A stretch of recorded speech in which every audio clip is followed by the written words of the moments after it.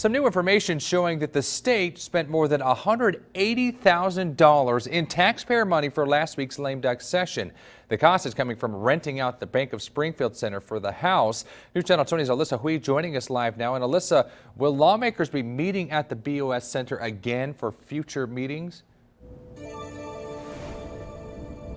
Well, John, we don't know for sure if lawmakers will be returning again to the BOS Center as we've seen earlier this year. And that's because it's extremely costly. The daily rate, including rent and other expenses like security, comes out to around $30,000 a day.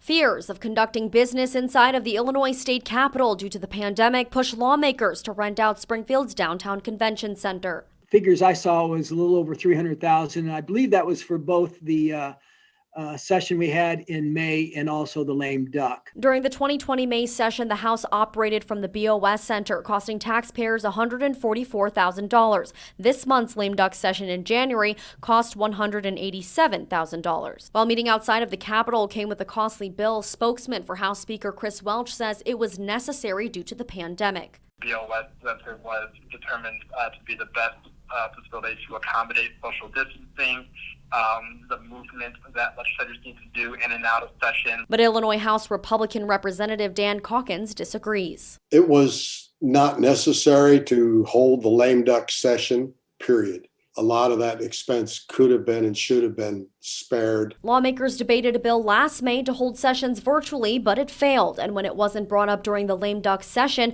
we asked House Speaker Welch's office why. The intention was to elect a new speaker, get a leadership team in place, and then go into the business of determining how the House is going to operate. Since meeting remote is not an option right now, local lawmakers say they'll have to consider other options. We need to meet at the Capitol in the House chambers. If we have to come up with some guidelines to allow proper social distance, we can do that.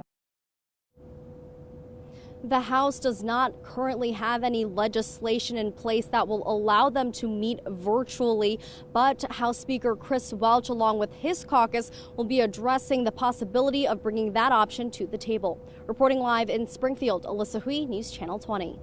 Thanks, Alyssa. The House is anticipating 56 more days of legislative action between February and May, but they say where it will be held, that's still up in the air.